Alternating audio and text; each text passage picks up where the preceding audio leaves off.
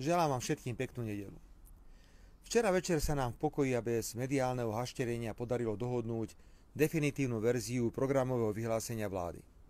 Oceňujem konštruktívny prístup koaličných partnerov. V takomto duchu sa niesla aj prvá koaličná rada, ktorá bola v piatok a ktorá prijala celý rad zásadných rozhodnutí. Postupne budete vidieť ich realizáciu. Podľa ústavy musí vláda do 30 dní od menovania predložiť Národnej rade svoj program a požiadať ju o vyslovenie dôvery. Opäť sme ušetrili pár pekných dní a s potešením môžem oznámiť, že vláda oficiálne schváli svoj program zajtra ráno o 10. hodine, ihneď ho doručíme do Národnej rady a tá môže v podstate rokovať už od utorka, ale to je na predsedovi parlamentu, kedy parlament zvolá. Vážení priatelia, osobne som zodpovedal za zostavenie vládneho programu. Preto som si dovolil navrhnúť aj jeho názov. Lepšie, pokojnejšie a bezpečnejšie žiť na Slovensku. Bez toho, aby som teraz vymenoval stovky navrhnutých opatrení a postojov, stačí, ak zhrniem želanie novej vlády do jedného jediného cieľa. Chceme, aby keď tejto novej vláde bude v roku 2027 končiť mandát, aby ste mohli bez zaváhania skonštatovať, máme sa lepšie ako v roku 2023. Máme väčší kľud a cítime sa bezpečnejšie ako v roku 2023. Nebudem sa na tomto mieste sťažovať, z akej hrboľatej štartovacej čiary plnej jám a nástrah štartujeme. Veď sme chceli vyhrať voľby, aj vládnuť. Je na nás, aby sme sa popasovali. Slovensko slzám neverí. A kto sa bojí, nech nechodí do lesa. Na to, že sme ešte ani nepožiadali Národnú radu o podporu, tempo činnosti vlády nie je zlé. Hoci vláda bola menovaná len 25. októbra, teda len niečo viac ako 2 týždne späť, už sme aj pomerne veľa toho postíhali. Okrem toho, že som do úradu s výnimkou jedného uviedol všetkých členov vlády a mal som s nimi aj prvé pracovné stretnutia, urobili sme aj niekoľko rozhodnutí, ktoré by mali symbolizovať obsah a štýl našej práce. Navštívili sme región v Prešovskom kraji postihnutý zemetrasením a prijali prvé rozhodnutia o náhrade škôd. Predchádzajúca vláda poškodeným ľuďom a obciam nedala ani cent, ani ich nenavštívila. Padlo rozhodnutie, že v roku 2024 vyplatíme seniorom plnohodnotný 13. dôchodok a že do konca tohto roku dostanú ešte malý vianočný príspevok vo výške 150 eur. Absolútne jasne a konkrétne sme ukázali, že nebudeme Ukrajine doručovať zbrania a muníciu zo štátnych vojenských zásob. Na samite v Bruseli som definoval základné postoje Slovenska a tým potvrdil, že sa budeme uberať cestou suverénnej slovenskej zahraničnej politiky. Minister vnútra oprávnene začal robiť poriadok so všelijakými Čurilovcami a Hamranovcami. Napriek tomu, čo som teraz vymenoval a čo iné slovenské vlády nestihli za roky, napriek tomu, že všetci vidia trápenie sa opozície, ktorá má podľa všetkého doteraz povolebnú opicu, opäť nastupuje otvorene bez akéhokoľvek zakrývania mediálna soldateska. Je to skupina médií, v ktorej kľúčovú úlohu zohrávajú televízia Markíza, denníky SME a N a portál Aktuality. Ale žiaľ, potvrdzuje sa, že aj iné médiá, ktoré sa rozhodli od momentu vyhlásenia výsledkov volieb pokračovať v tom, čo proti nám robili roky. Či sme už boli v minulosti vo vláde alebo v opozícii. Najradšej by nám nasypali do kávy jed na potkanom. Tieto médiá nikdy nepovažovali Matoviča alebo Sulíka za politikov. Aj v roku 2020 ich iba použili ako nástroje, lebo tieto médiá sa už dávno rozhodli robiť namiesto žurnalistiky politiku. Samozrejme, bez akejkoľvek politickej zodpovednosti. V roku 2023 si takto našli ďalšieho sluhu, mladého Šimečku, ktorého si ochočili aj mimovládne organizácie. Predsa nie je možné, aby 28 zvolených poslancov za Progresívne Slovensko priamo spolupracovalo s mimovládkami, a to najmä tými, ktoré robili Smeru zle od rána do večera. Všimnite si, ako to od volieb 30. septembra funguje. Markíza, Smečko, Enko, Aktuality, ale bohužiaľ je napríklad Pravda, najskôr večer v elektronickej podobe a na obrazovke a potom ráno v tlačenej podobe dobre Šimečku pokefujú, že nič nerobí. A označia mu ciele novej vlády, na ktoré má cez deň zaútočiť. A o pár hodín na to už strapatý Šimečka, zjavne vytiahnutý práve z postele, opakuje na tlačovej konferencii ako papagaj pokyny médií. Dokonca by sme našli aj úplne rovnaké formulácie.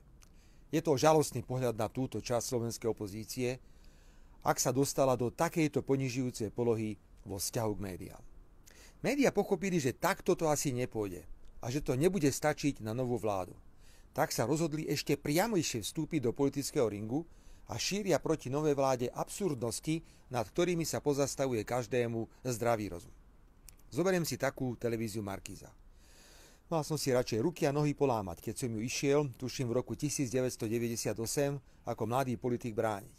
Vieme totiž, s kým máme dočinenia. Najmä so skupinou odutých a nafúkaných redaktorov a moderátorov, ktorí sa nevedia vopchať do kože a ktorí nemajú problém označiť tisíce ľudí protestujúcich pred prezidentským palácom za dezolátov. Televízia Markíza vidí, že na splnenie jej politických cieľov nebude postačovať ani zaspatý Šimečka, ani Sulík, ktorý je niekde na polceste na jeho ranč do Austrálie. Tak si vyhrnuli rukávy a začali páliť od boku ako Jesse James. Najskôr som to bral ako fór, keď hneď na prvej vláde, na ktorej sme riešili nevyhnutné personálne otázky, doslova pár hodín po našom vymenovaní, po mne vyblakoval redaktor Markízy, že prečo sme ešte neschválili bonifikáciu vysokých úrokov na hypotekárnych úveroch, ktorú sme naozaj pred voľbami prislúbili. Chcel som veriť, že ide o redaktora Markízy, ktorému tak isto kvôli vyšším mesačným splátkam horí pod zadkom. Ale keďže išlo známu tvár živočíšneho druhu, rýpavičník obyčajný mediálny, túto okolnosť som okamžite vypustil z hlavy. Potichu som si povedal, ty hlupák, do programu vlády bol zaradený bod, ktorý ukladal ministrovi financií predložiť varianty postupu pri pomoci ľuďom s hypotekárnymi úvermi. A minister naozaj predložil postup. Čo ideme robiť? A ja som hneď v deň schválenia tohto postupu na vláde verejnosť spoločne s Robertom Kaliňákom informoval cez príspevok na mojom Facebooku. A zase nič. Nie že nič. Ten istý večer televízia Markíza v spravodajstve oznamuje, že žiadna bonifikácia nebude. Hoci sme niekoľko hodín predtým veľmi jasne o nej hovorili.